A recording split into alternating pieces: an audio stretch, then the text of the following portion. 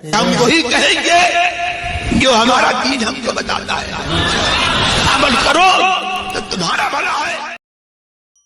الحمدللہ رب العالمین والصلاة والسلام علی سید الانبیاء والمرسلین، اما بعد فاعوذ باللہ من الشیطان الرجیم، بسم اللہ الرحمن الرحیم۔ ان اللہ وملائکتہ یصلون علی النبی یا ایہا الذین آمنوا صلوا علیہ وسلموا تسلیما۔ اللہم صل علی سیدنا وشفیعنا وحبیبنا ومولانا محمد وبارک وسلم صلاۃ وسلام علیک یا رسول اللہ صلی اللہ تعالی علیہ وسلم۔ واذکر عبادنا ابراہیم واسحاق ویعقوب اولی الایدی والابصار، اور یاد کرو ہمارے بندوں ابراہیم اور اسحاق اور یعقوب، قدرت اور علم والوں کو۔ یہاں پر انبیاء کرام کو یاد کرایا جا رہا ہے۔ آپ دیکھ رہے ہیں کہ پیچھے سے مسلسل جو آیات ہیں وہ انبیاء کرام کے ذکر میں ہیں، اور اس سے پہلے بھی آپ حضرات نے بار بار ان انبیاء کرام کا تذکرہ ان آیات کے اندر سماعت کیا۔ قرآن مقدس کے اندر انبیاء کرام کے واقعات، نیکوں صالحین کے واقعات اور اللہ کے محبوبین کے واقعات کی آیات بہت ساری ہیں، بلکہ قرآن مقدس کی آیات کا ایک بڑا حصہ اللہ والوں کے ذکر پر مشتمل ہے، چاہے وہ انبیاء کرام ہوں یا اولیاء کرام ہوں۔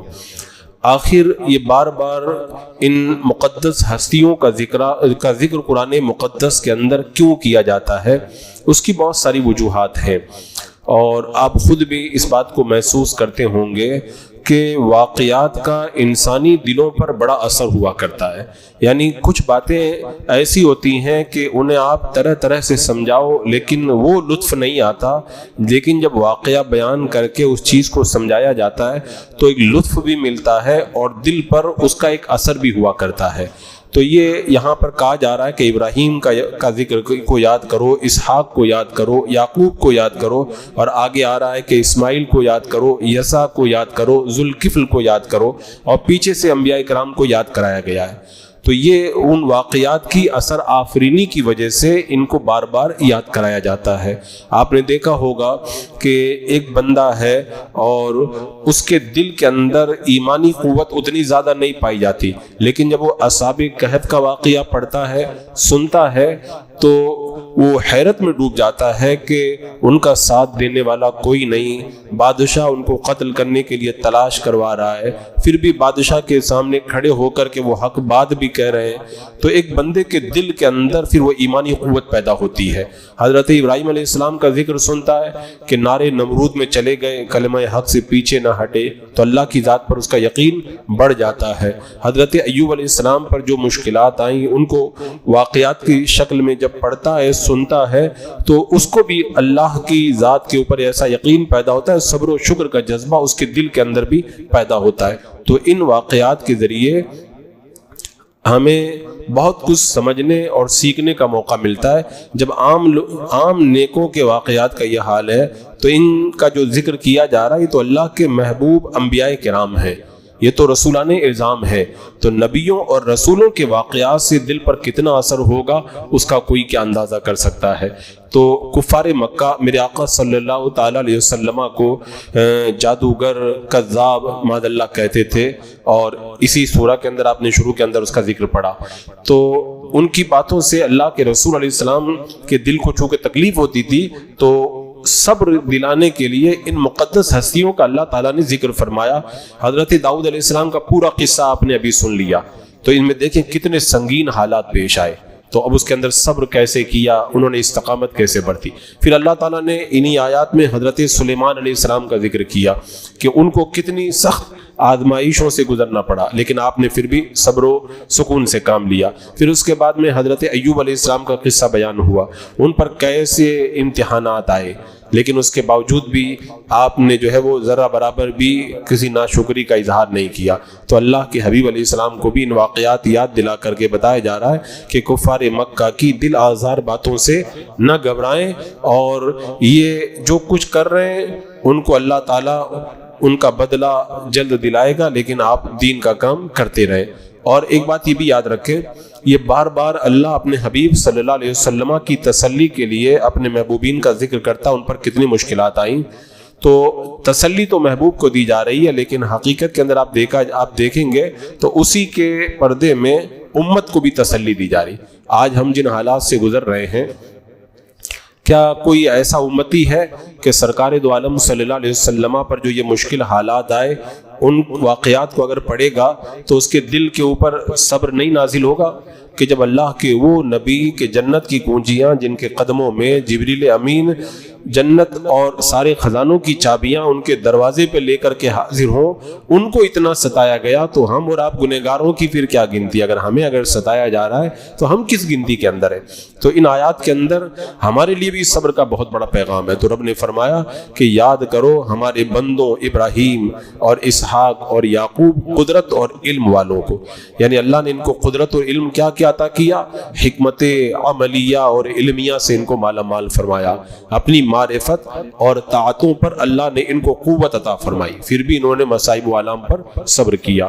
اور پھر آگے ارشاد فرمایا انا اخلصناہم بخالصۃ ذکر الدار، بے شک ہم نے انہیں ایک کھری بات سے امتیاز بخشا کہ وہ اس گھر کی یاد ہے، یعنی اللہ تبارک و تعالیٰ نے ان کو خالص آخرت کی یاد کے لیے چن لیا۔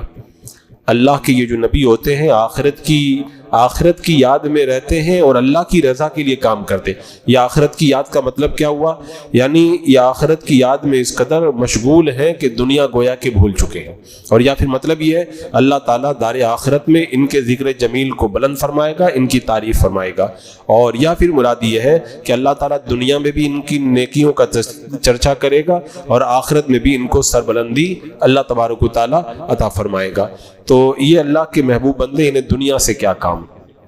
خود اللہ کے رسول صلی اللہ تعالیٰ علیہ وسلم کے جسم اطہر پر جب چٹائی کے نشانات دیکھے تو ایک صحابی نے کہا تھا یا رسول اللہ نرم بسترے کا انتظام کر دیں، تو میرے آقا صلی اللہ علیہ وسلم نے کیا فرمایا تھا؟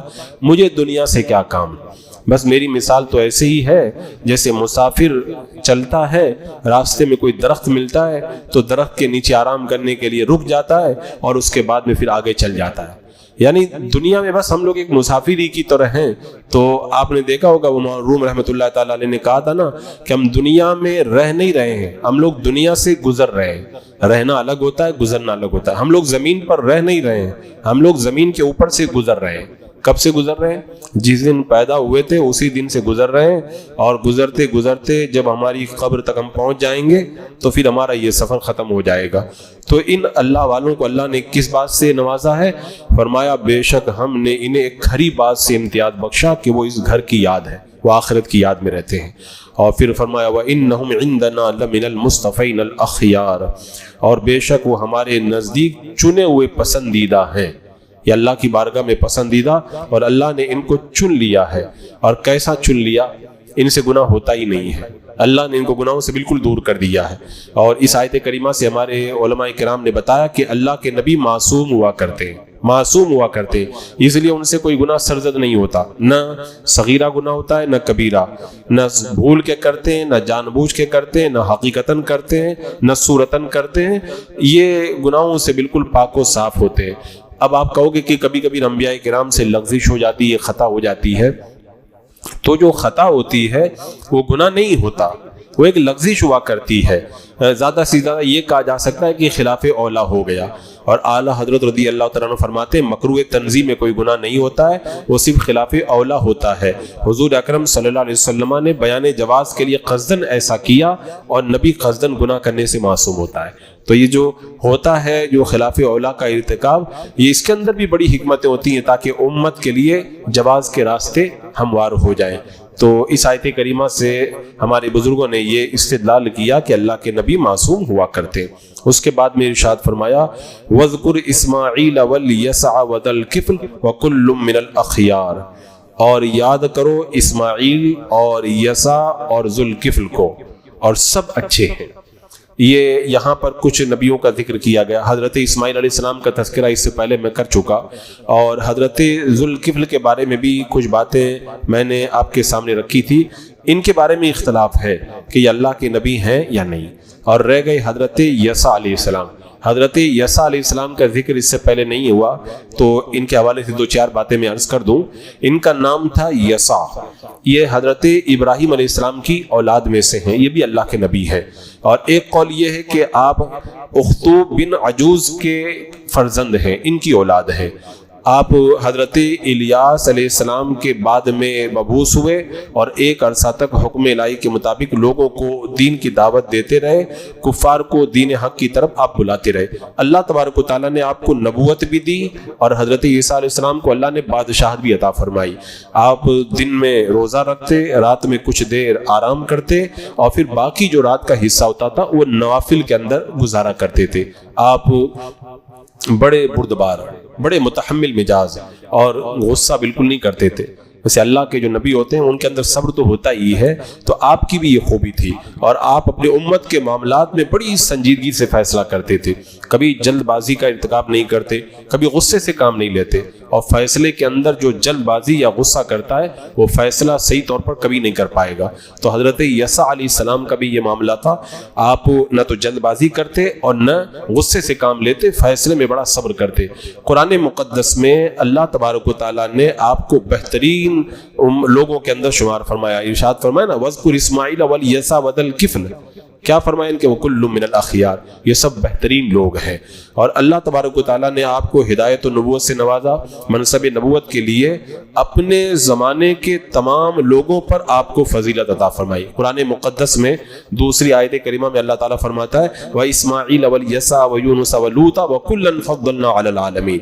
اسماعیل, یسع, یونس اور لوط کو ہم نے ان سب جہان والوں پر فضیلت عطا فرمائی. یعنی اس زمانے میں جتنے لوگ پائے جاتے تھے ان سب میں اللہ نے ان کو فضیلت سے مالا مال فرمایا. ایک روایت میں آتا ہے کہ آپ بنی اسرائیل کے بادشاہوں میں سے ایک بادشاہ بھی تھے. جب آپ کی وفات کا وقت قریب آیا تو بنی اسرائیل کے کچھ بڑے آدمی مل کر کے آپ کی خدمت میں آئے اور کہنے لگے کہ آپ بادشاہت میں کسی کو اپنا جانشین مقرر کر دیں تاکہ آپ کے بعد میں ہم اپنے کاموں کے لیے ان کی طرف رجوع کریں. آپ نے ارشاد فرمایا میں اپنے بعد میں ملک اس کے حوالے کروں گا جو 3 باتوں کی ضمانت دے گا. ایک نوجوان کھڑا ہو گیا, اس نے کہا میں ضمانت دیتا ہوں, اس کے علاوہ کوئی بھی کھڑا نہیں ہوا. اس نوجوان نے عرض کیا میں ضمانت دیتا ہوں. ارشاد فرمایا تم بیٹھ جاؤ. اس سے مقصود یہ تھا کہ کوئی اور شخص بات کرے, لیکن آپ نے پھر دوبارہ کہا 3 باتوں کی ضمانت دے گا, اس کو میں اپنا بادشاہ اپنے بعد میں بناؤں گا. تو دوبارہ جب کہا تو پھر وہی نوجوان کھڑا ہو گیا, اس نے ذمہ داری قبول کرنے کا یقین دلایا.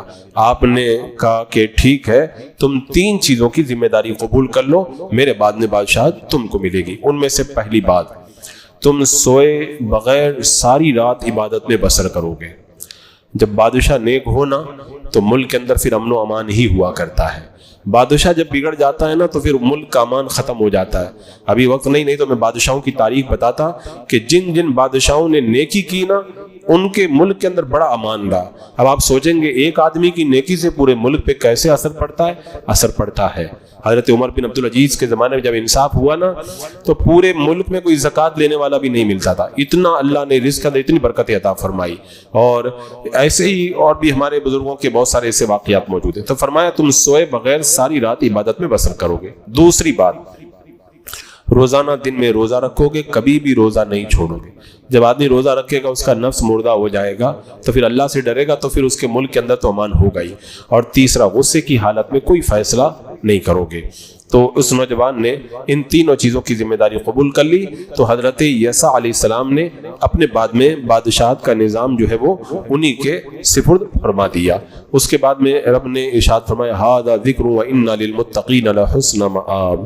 یہ نصیحت ہے اور بے شک پرہیزگاروں کا ٹھکانہ بھلا ہے. جنات عدن مفتحۃ لہم الابواب, بسنے کے باغ ان کے لیے سب دروازے کھلے ہوئے. اللہ تبارک و تعالیٰ نے ذکر فرمایا کہ انبیاء کرام کا ذکر اس لیے کیا گیا تاکہ ان سے تم نصیحت حاصل کرو, ان کی سیرت پہ چلو. آج ہمارا معاملہ یہ ہے, ہم لوگ واقعات سنتے اور پڑھتے ہیں, تقریر سنتے اور پڑھتے سب کچھ ہے, لیکن اس کو اپنی زندگی میں ہم لوگ نہیں برتتے ہیں, اسی لیے ہم لوگ کامیاب نہیں ہو پاتے. اور صحابہ کا طریقہ کیا, جو سنتے تھے اس پہ فوراً عمل کرتے تھے. اور یہ جو فرمایا گیا کہ جنت کے سب دروازے، جنت عدن کے سارے دروازے کھلے ہوئے، اس کا کیا مطلب ہے؟ حضرت عبداللہ بن عباس رضی اللہ تعالیٰ عنہ کہتے ہیں کہ اللہ کے رسول علیہ السلام نے فرمایا جب اللہ تبارک و تعالیٰ نے جنت عدن کو پیدا کیا تو اس میں ایسی نعمتیں پیدا کی جس کو کسی آنکھ نے نہیں دیکھا، کسی کان نے نہیں سنا، کسی انسان کے دل میں اس کا خیال بھی نہیں آیا۔ پھر جنت عدن سے فرمایا تم بات کرو، تو جنت بولی قد افلح المؤمنون، مسلمان کامیاب ہو گئے۔ اور ایک دوسری روایت ہے حضرت عبداللہ بن عباس رضی اللہ تعالیٰ عنہ سے کہ اللہ کے رسول علیہ السلام نے فرمایا اللہ تبارک و تعالیٰ نے جنت عدن کو پیدا کیا اپنے دست قدرت سے، اور اس میں پھل لگائے اور اس کے اندر دریا جاری کیے، پھر اس کی طرف نظر کرم کر کے ارشاد فرمایا بات کرو جنت تم، تو جنت بول اٹھی قد افلح المؤمنون۔ اللہ تعالیٰ نے فرمایا مجھے اپنی عزت کی قسم، پھر کہا کہ مجھے اپنی عزت کی قسم مجھ میں کوئی بخیل نہیں رہے گا۔ یہ جنت نے قسم کھا کے کہا کہ مجھ میں کوئی بخیل نہیں رہے گا، جو اللہ کی راہ میں صدقہ کرتا ہے وہی میرے اندر آئے گا۔ تو یہ جنت عدن اللہ نے فرمایا ان کا ٹھکانہ ہے۔ اور حضرت عبداللہ بن عمر کہتے ہیں اللہ کے رسول علیہ السلام سے جنت کے بارے میں جب سوال کیا گیا تو آپ نے فرمایا جو شخص جنت میں داخل ہوگا وہ زندہ رہے گا، اس کو موت نہیں آئے گی، اور اس کو اس میں نعمتیں ملے گی، خوف زدہ نہیں ہوگا، اس کے کپڑے میلے نہیں ہوں گے، اس کی جوانی کبھی ختم نہیں ہوگی۔ عرض کیا یا رسول اللہ جنت کس چیز سے بنائی گئی ہے؟ میرے آقا علیہ السلام نے ارشاد فرمایا اس کی ایک اینٹ سونے کی ہے، ایک اینٹ چاندی کی ہے، اور اس کی جو لپائی ہے وہ گارا اور مشک سے کی گئی ہے، اور اس کی مٹی زعفران ہے، اور اس کی جو بجری ہے، اس کے جو کنکر ہے نا بجری، یہ موتی اور یاقوت ہے۔ اب آپ اندازہ لگائیں کہ سونا، چاندی اور گارا مشک کا اور بجری موتی اور یاقوت کی تو جنت کتنی خوبصورت ہوگی، کوئی بندہ اس کا کیا تصور کر سکتا ہے۔ اور یہاں پہ جو یہ فرمایا گیا اس کے سارے دروازے کھلے ہوئے ہیں۔ دروازے کھلے ہونے کا مطلب کیا ہے؟ آپ دیکھتے ہیں نا کسی کو جب بہت زیادہ کسی کی عزت کرتے ہیں تو کہتے ہیں نا ارے میرے گھر میں جب چاہو آ جاؤ، تمہارے لیے تو میرے دروازے ہمیشہ کھلے ہوئے ہیں۔ تو یہ بہت زیادہ عزت والی بات ہوا کرتی۔ تو رب نے فرمایا ان کا ٹھکانہ ایسی جنت ہے جس کے دروازے سب کھلے ہوئے ہیں۔ اور ایک معنی اس کا یہ بھی ہے کہ جب متقی جنت عدن کے پاس پہنچیں گے تو ان کو دروازے کھلوانے نہیں پڑیں گے اور فرشتوں سے اجازت نہیں لینا پڑے گا، ان کو تو پہلے ہی فرشتے خوش آمدید کہہ کر کے ان کے لیے دروازہ کھلا رکھیں گے۔ دیکھو دروازہ کھلوانا اور دروازہ کھلا ہونا اس کے اندر بڑا فرق ہے۔ آپ کے گھر پہ کوئی عام مہمان آتا ہے تو دروازہ وہ بیل بجاتا ہے، آپ کھولتے ہیں، لیکن جب عزت دار مہمان آپ کے گھر پہ آتا ہے تو آپ دروازہ کھول کر کے دروازے پر بلکہ نیچے سیڑھیوں کے نیچے اتر کر کے آپ اس کا انتظار کرتے ہیں۔ تو یہ بڑی عزت والی چیز ہے، اور اس میں بلند حوصلہ متقین کی جو ہے وہ بڑی عزت افزائی کے ساتھ میں ان کی جو ہے وہ خواہشات نے جو انہوں نے جو خواہشات کو ختم کیا نا، اس کا اللہ کی بارگاہ سے ان کو انعام بھی ملا ہے۔ آپ اندازہ لگائیں جنت میں داخل ہونا کتنا مشکل کام ہے، کوئی آسان کام تو نہیں ہے نا۔ ابھی جیسے میں کہہ رہا ہوں کہ جنت میں وہ لوگ جائیں گے تو میں نے 2 جملوں میں بول دیا، لیکن جانا کتنا مشکل کام ہے۔ میں ایک روایت بتاتا ہوں تاکہ آپ کو اندازہ ہو جائے کہ جنت میں جانا کتنا مشکل کام ہے۔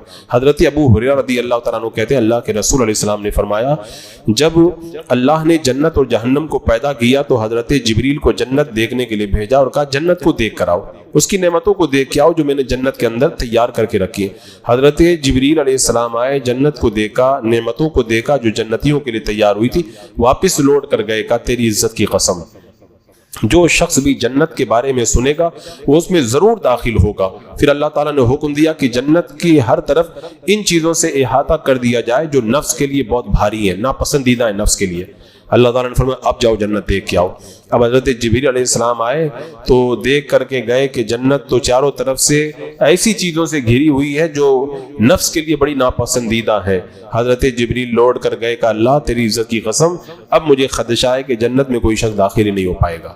یہ کون کہہ رہا ہے؟ یہ حضرت جبریل علیہ السلام کہہ رہے ہیں۔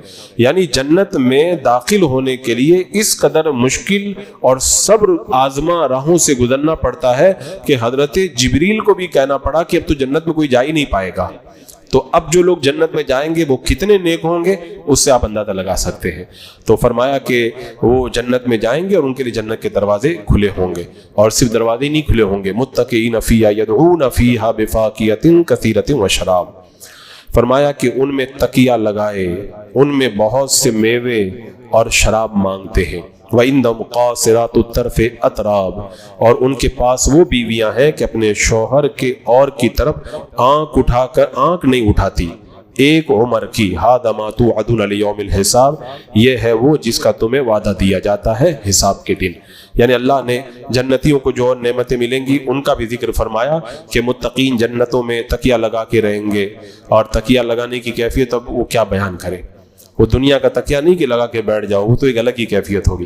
طرح طرح کے پھل، میوے، مشروبات، دودھ، شہد وغیرہ ان سب کو ملے گا، اور وہ حوریں ملیں گی جو اپنے شوہر کے علاوہ کسی کو نہیں دیکھتے، بڑی محبت والی حوریں ہوں گی، اور ان حوروں کی صفت ایسی ہوگی، حسن و جمال میں، عمر میں ایک جیسی ہوں گی، سب برابر محبت کرنے والی ہوں گی۔